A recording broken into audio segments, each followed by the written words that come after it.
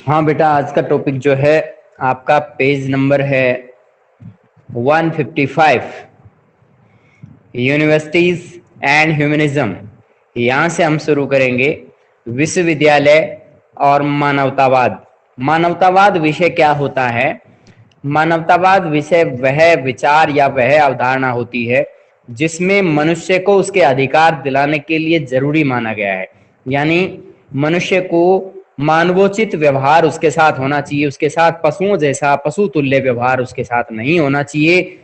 ऐसी व्याख्या इस ह्यूमनिज्म में की गई है। मानवतावाद को एक विषय के रूप में इटली के विभिन्न शहरों में सबसे पहले पढ़ाया गया। पादुआ विश्वविद्यालय जो वहां पे काम कर रहा था, उसने इसमें अपने एज ए कोर्स इसमें ये चीज पढ़ाई। तो मानवतावाद जो है मनुष्य को अधिकार, जो जरूरी अधिकार है, वो उसको देने के पक्ष में है। देखिएगा आगे, the earliest universities in Europe had been set up in the Italian towns। शुरुआत में जो विश्वविद्यालय यूरोप के अंदर स्थापित किए गए थे वो इटली के विभिन्न कस्बों में स्थापित हुए। यानी सबसे पहले यूरोप में जो विश्वविद्यालय स्थापित हुए उनमें सबसे पहले इटली के कस्बों में या शहरों में वो स्थापित हुए।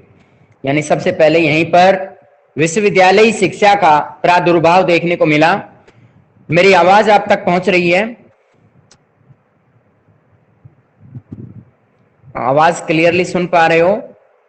अरिजीता, आवाज आ रही है बेटा?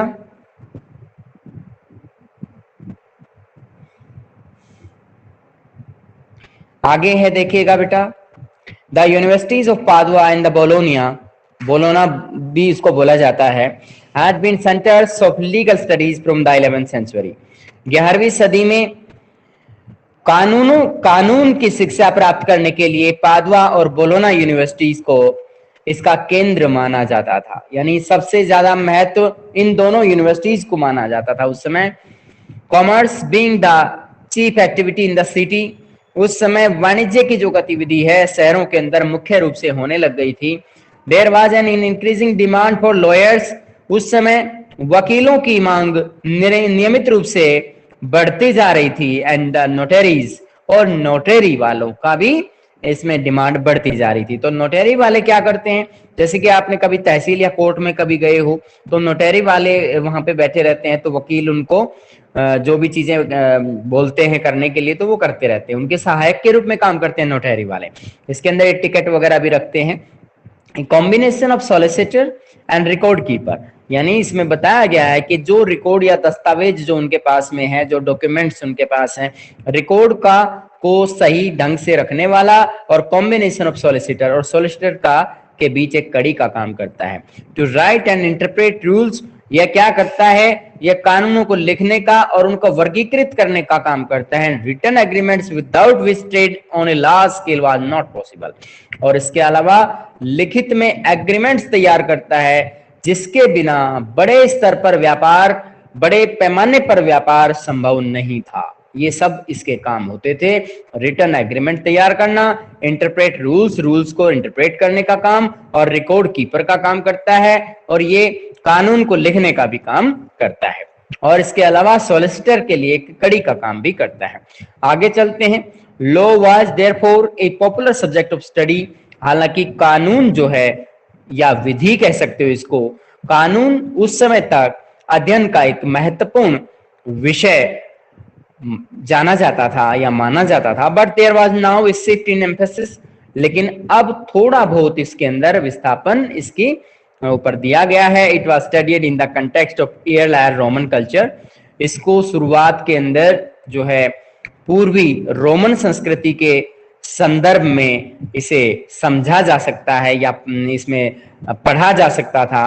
Francesco Petrarch represented this change, Francesco Petrarch ने, जिसका जन्म 1304 से और उसकी मृत्यु 1378 में हुई, उसने क्या किया, इस तरह के बदलाव का नेतृत्व किया। To Petrarch antiquity was a distinctive civilisation, अब पेट्रार्क के अनुसार जो है antiquity was a distinctive civilisation, कि उसे यह मानता है कि यहाँ का जो समाज है वह एक विशिष्ट सभ्यता से संबंधित है, which could be best understood through the actual words of the ancient Greeks, जो कि प्राचीन यूनान के अंदर इसे वास्तविक शब्दों में कहें तो इसे सबसे श्रेष्ठ माना जा सकता था, एंड रोमन्स और रोमन साहित्य के अंदर भी इसे समझा जा सकता था। He therefore stress the importance of a close reading of ancient authors. He therefore stress, हालांकि वे जो हैं इस पर बल प्रदान करते थे, किस चीज पर? The importance of close reading of ancient authors, यानी प्राचीन लेखकों के द्वारा जो भी लिखा हुआ साहित्य है उसको बिल्कुल गहनता से नजदीक से पढ़ने के महत्व पर बल प्रदान करते थे। दिस एजुकेशनल प्रोग्राम इम्प्लाइड, यह जो शिक्षण का कार्यक्रम था इसके अंदर क्या शामिल किया गया था? Implied that there was much to be learn which religious teaching alone could not give. उनका मानना था कि बहुत ज्यादा मात्रा में सीखा जा सकता है, बहुत ज्यादा मात्रा में ज्ञान प्रदान किया जा सकता है, जिसमें जो धार्मिक जो शिक्षण है वह अकेला प्रदान नहीं किया जा सकता है। धार्मिक शिक्षा या धार्मिक शिक्षण जो है अकेला प्रदान नहीं किया जा सकता, उसके साथ साथ और भी कुछ सीखा जा सकता है। This was the culture which historians in the 19th century were to label humanism. यह वह समय था जब इतिहासकारों ने 19वीं सदी में मानवतावाद विषय का लेबल लगाना शुरू कर दिया। By the early 15th century, आरंभिक 15वीं सदी में, the term humanist was used for masters who taught grammar, rhetoric, poetry, history, moral philosophy.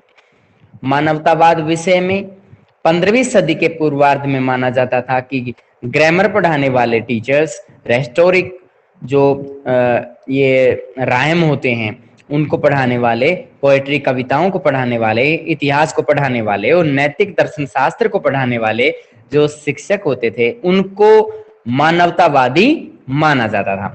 The Latin word ह्यूमैनिटास, ये जो ह्यूमैनिटी शब्द है जिसको ये बोला जाता है कि जो ह्यूमैनिटास शब्द है वो लैटिन भाषा के शब्द से निकला है, from which humanities was derived, जिससे ह्यूमैनिटीज शब्द उससे निकला है। Had been used many centuries, यह लगातार कई शताब्दियों से इस्तेमाल हो रहा था। Ago by the Roman lawyer and essayist Cicero, a contemporary of Julius Caesar, to mean culture. यह जो है संस्कृति के अर्थ में सदियों से यूज हो रहा था।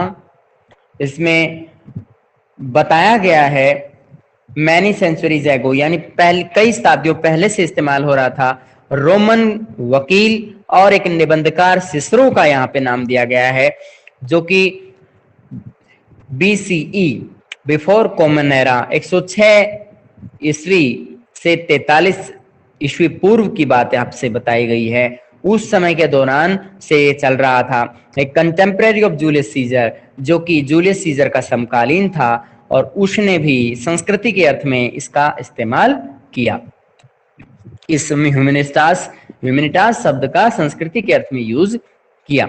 These subjects were not drawn from or connected with religion. ये जो विषय थे या जो ये इस तरह के मुद्दे थे वे धर्म से बहुत अच्छी तरह से नहीं निकले हुए थे या धर्म से कनेक्टेड इतना नहीं थे। And emphasise skills development by individual through discussion and debate, और ये इस बात पर जोर देते थे कि विचार विमर्श से और बहस के द्वारा व्यक्तिगत स्तर पर कौशल का विकास किया जा सकता था। आगे चलते हैं 156 पेज। जियोवेन्नी पिक्का डेला मिरांडोला, ये एक विद्वान हुए हैं, यहाँ देख सकते हैं इसका नाम जियोवेन्नी पिक्को जो है डेला मिरांडोला। 1463 में जन्म, 94 में मृत्यु हुई। ए ह्यूमनिस्ट ऑफ फ्लोरेंस, जो कि एक फ्लोरेंस शहर से एक मानवतावादी सोच वाले लेखक थे। Road on importance of debate on the और डिग्निटी ऑफ मैन 1486, 1486 में मानव की गरिमा नामक एक बहस के मुद्दे पर या एक महत्वपूर्ण विषय पर उन्होंने लेखन कार्य किया। For Plato and Aristotle it was certain that, Plato और अरस्तु के लिए यह सुनिश्चित था, for the attainment of the knowledge of truth they were always seeking for themselves, कि जो सत्य का ज्ञान है उसे प्राप्त करने के लिए वे आपस में एक दूसरे के मतलब नजदीक रहे या एक वो साथ साथ बने रहे या हमेशा तैयार रहे। Nothing is better than to attend as well as often as possible the exercise of debate. कि इन्होंने कहा कि बहस से ज्यादा या चर्चा करने से ज्यादा कोई तरीका नहीं है कि इस तरह के अनुभव को प्राप्त किया जाए। यानी इस तरह के ज्ञान को प्राप्त करना चाहते हैं हम, तो इससे अच्छा, डिबेट से अच्छा कोई तरीका नहीं है। For just as bodily energy is strengthened by gymnastic exercise, जिस तरह के शारीरिक जो ऊर्जा है उसको मजबूत किया जा सकता है जिम्नास्टिक की एक्सरसाइज के द्वारा। सो beyond doubt in this wrestling place of letters, इसीलिए इसी शक को दूर करने के, इस भ्रम को दूर करने के लिए यहाँ पर रेसलिंग की जगह पर और यहाँ लेटर्स का इस्तेमाल किया गया है, वर्णों का इस्तेमाल किया गया है। As it were energy of mind becomes from stronger and more vigorous, और इस तरह से जो ऊर्जा, मस्तिष्क की जो ऊर्जा है वह और ज्यादा ऊर्जावान और ज्यादा बलवान हो जाती है। उससे आगे चलते हैं। Features of humanism. देखिएगा बेटा, दीज रिवोल्यूशनरी, यहाँ वो बच्चे हैं ये क्लास क्यों छोड़ देते हैं? एक तो बेटा ये टाइमली क्लास ज्वाइन नहीं करोगे तो पढ़ोगे कैसे? अब यहाँ पे 18 स्टूडेंट रजिस्टर्ड हैं, आप अकेले आ रहे हैं। क्या आपके क्लास टीचर का कॉल आपके पास गया था Harsh? Yes sir, yes sir. Class teacher का कॉल जाता है तो फिर ये बच्चे क्यों नहीं आ पा रहे हैं? आपकी क्लास के बच्चे और सब्जेक्ट्स में किस तरह से क्लास ले रहे हैं बता सकते हो? बाकी और सब्जेक्ट्स में लेते हैं सर, लेते हैं, तो इसमें क्यों नहीं ले रहे हैं फिर? पता नहीं। इसके लिए फिर पर्सनली हमें कॉल करना होगा उनके पास।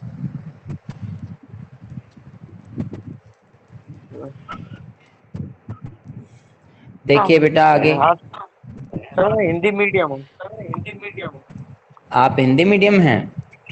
Yes sir. कोई बात नहीं, मैं हिंदी मीडियम में इसी वजह से, क्योंकि बीच बीच में इंग्लिश मीडियम के बच्चे आते रहते हैं, वो कई बच्चे हैं, तो उनकी वजह से मुझे दोनों मीडियम में बताना पड़ता है। इंग्लिश में तो मैं पढ़ ही रहा हूँ, अब मैं हिंदी मीडियम में साथ साथ बताता जा रहा हूँ। ठीक है? Yes sir. आपके पास हिंदी मीडियम की बुक तो होती ही है, आप वहाँ भी उसको देख सकते हैं। समझाना तो मेरे को हिंदी में ही है बेटा, ठीक है? Yes sir. हाँ, ऐसी कोई दिक्कत नहीं होगी आपको। अब हम मानवतावाद विषय की कुछ विशेषताएं इसमें बताएंगे। आप अपना माइक बंद कर लो बेटा। देखिए, these revolutionary ideas attracted attention in many other universities. ये कुछ क्रांतिकारी विचार थे जिन्होंने विश्वविद्यालयों का ध्यान आकर्षित कई तरीकों से किया।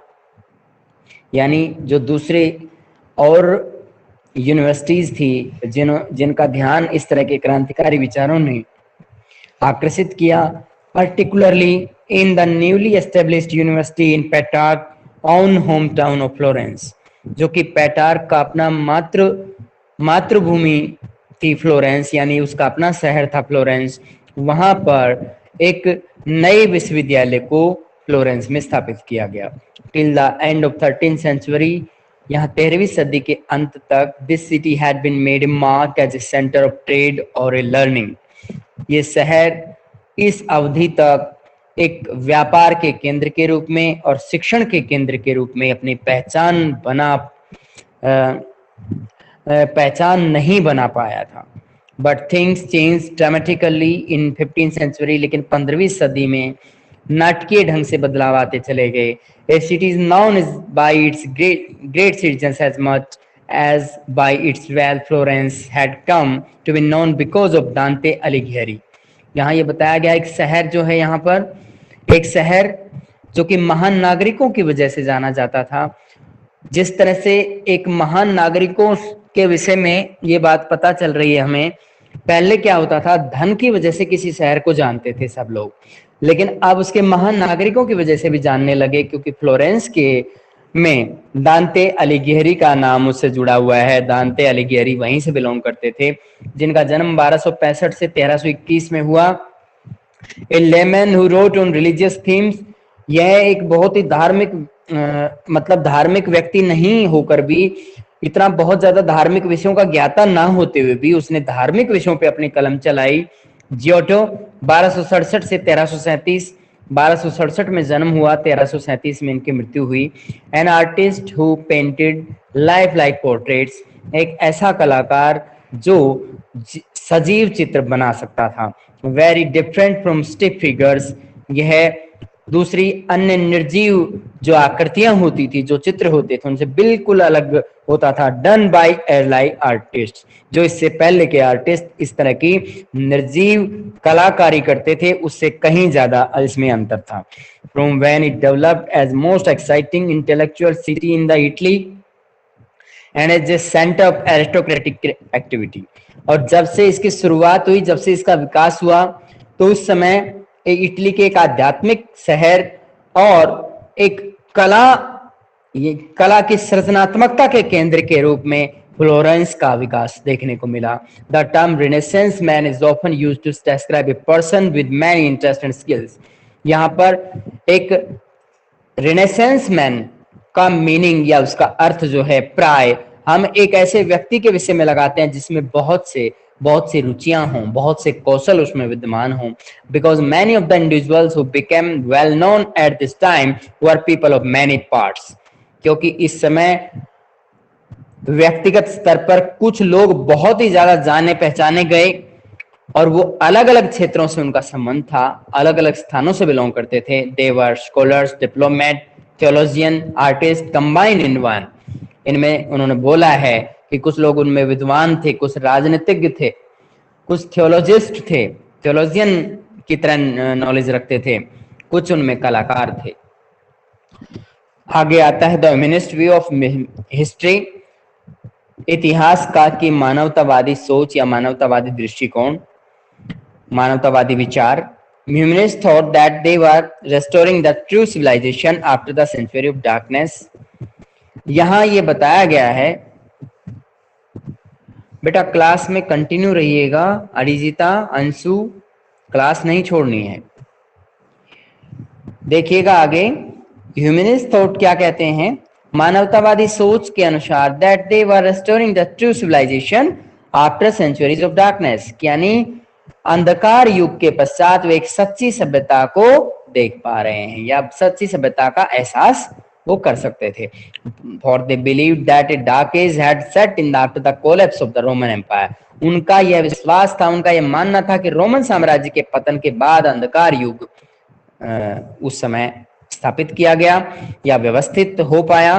फॉलोइंग देम, और उसके बाद later scholars unquestioningly assumed that a new age had begun in the Europe from the 14th century, और यहाँ पर 14वीं सदी में बहुत से विद्वानों ने बगैर किसी का प्रश्न किए यह मान लिया कि अब यूरोप के अंदर एक नए युग की शुरुआत 14वीं सदी से हो गई है। The term middle age, medieval period, was used for millennium, 1000 years after the fall of Rome, यानी मध्य युग की जो शुरुआत थी यहाँ पर मिलेनियम के लिए इस्तेमाल होती थी, सहस्त्राब्दी के लिए इस्तेमाल हो रही थी। एक सहस्त्राब्दी का मीनिंग होता है 1000 वर्ष, सहस्त्र वर्ष बोला जाता है इसको।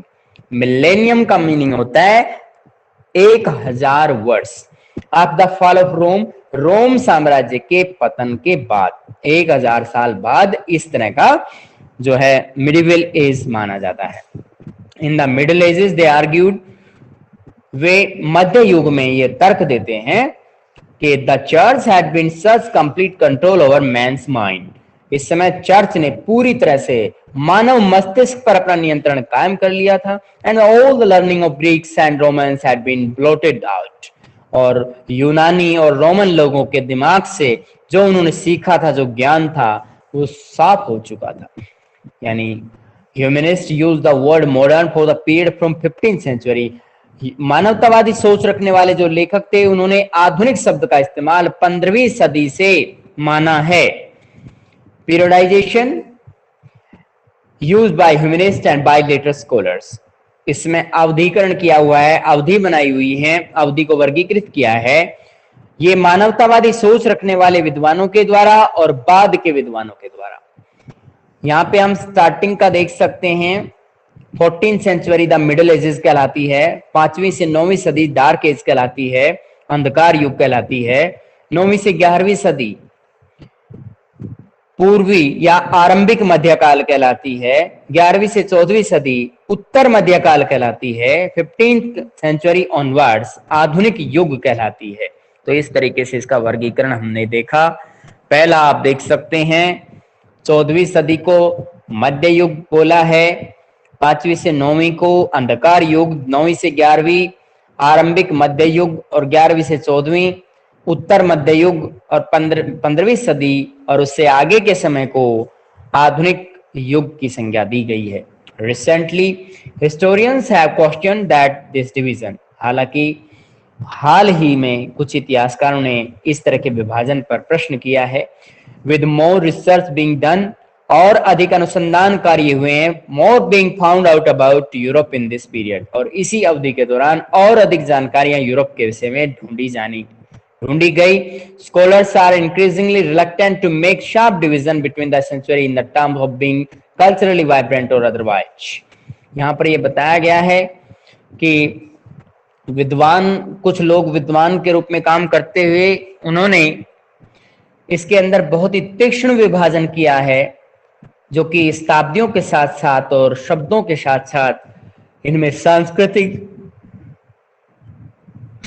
विभेद पैदा कर रहा है। And it seems unfair to label any period as the dark age, और ये विद्वान मानते हैं कि किसी भी अवधि को अंधकार युग नहीं माना जा सकता, क्योंकि अंधकार युग में माना गया है कि किसी भी प्रसिद्ध व्यक्ति का जन्म उस दौरान नहीं हुआ। तो ऐसा हो नहीं सकता, या कोई विकास का काम नहीं हुआ हो, ऐसा कोई टाइम पीरियड नहीं होता है। आगे चलते हैं बेटा। Science and philosophy, the Arab contribution, विज्ञान और दर्शन शास्त्र में अरब लोगों का योगदान। Discuss about the Arab contribution in the field of science and philosophy. There are main contribution of them, यहाँ पे हम कर सकते हैं, इसमें क्लासिफिकेशन का क्वेश्चन, छोटा क्वेश्चन बना सकते हो, classification of ages, middle ages. तो यहाँ पे इस तरह से आप उसका नाम लिख सकते हैं।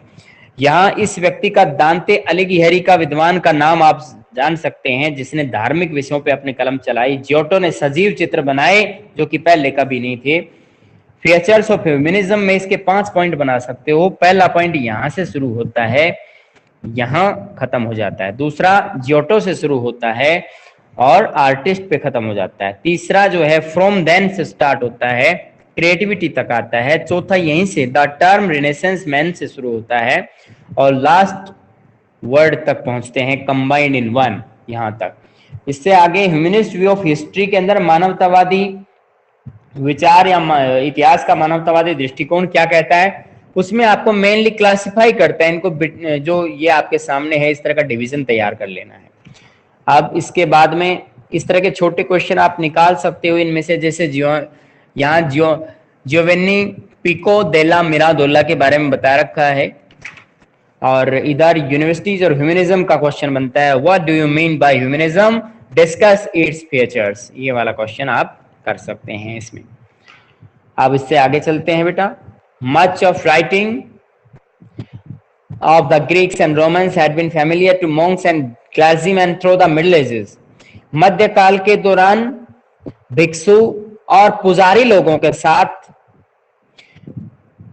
जो यूनानी भाषा में लेखन कार्य मिल रहा था। Roman had been familiar to monks, और रोमन साम्राज्य के शासक जो थे, यूनान और रोमन के शासक जो थे या वहां की जनता जो थी, वह भिक्षुओं और पुजारियों के पूरी तरह से संपर्क में आ चुके थे या उसको जानते थे।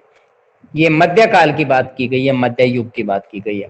But they had not made these widely non, लेकिन वे इसे बहुत ही व्यापक तरीके से नहीं जानते थे।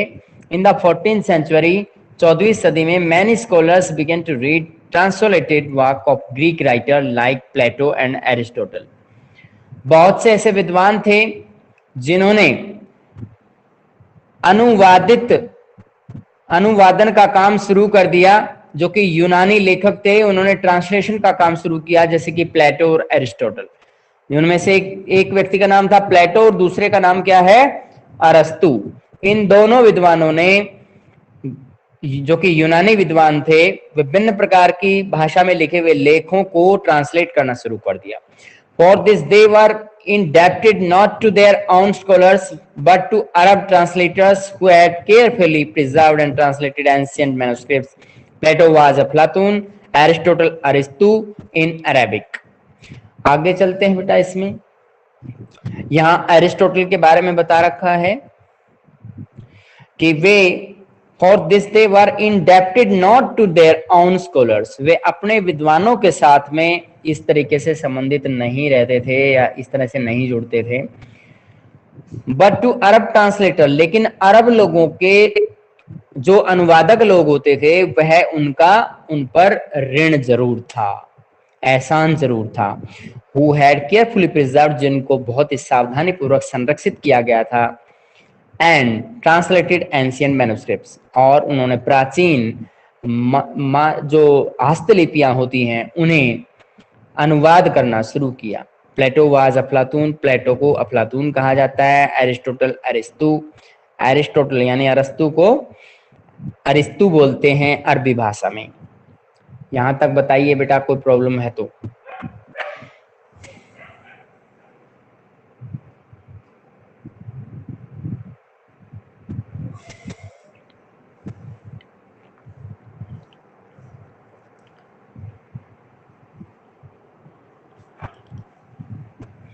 देखिए बेटा, while some European scholars and Greek and Arabic translation, the Greek translated work of Arabic and Persian scholars for further transmission to other Europeans. यानी यहाँ पर यह बताया गया है कि कुछ यूरोपीय विद्वान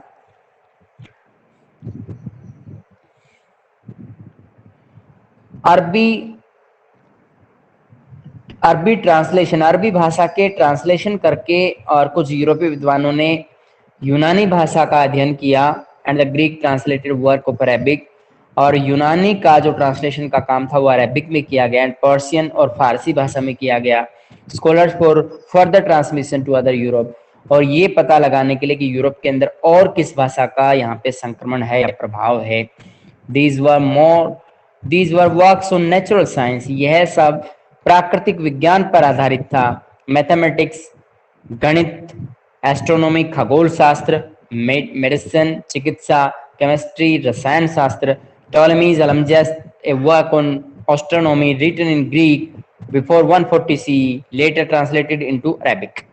यहाँ ये टॉलेमी का जो अलमजस नाम का ग्रंथ है वो खगोल शास्त्र से संबंधित किया गया का यह 140 ईस्वी में यूनानी भाषा में लिखा गया एंड और उसे अरबी भाषा में ट्रांसलेट किया गया।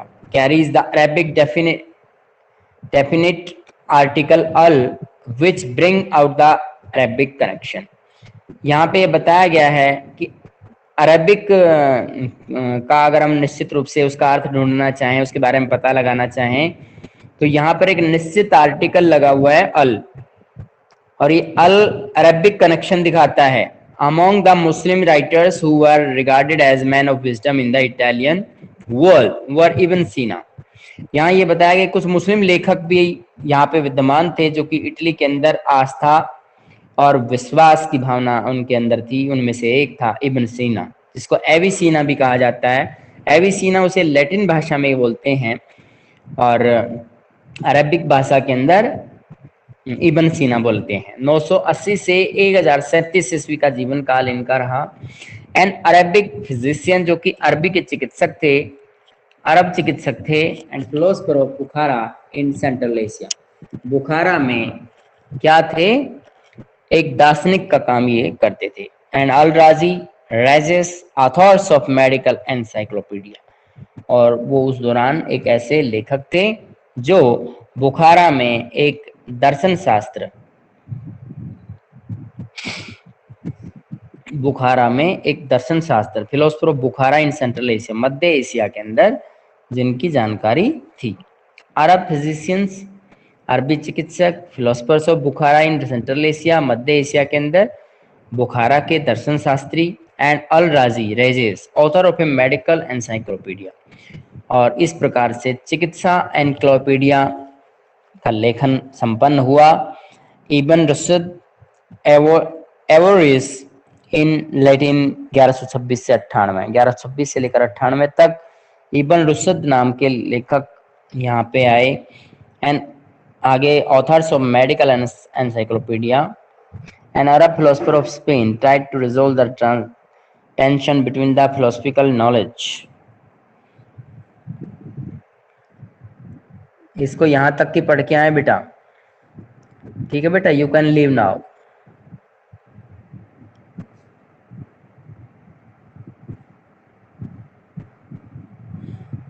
हर्ष, Anshu, you can leave now.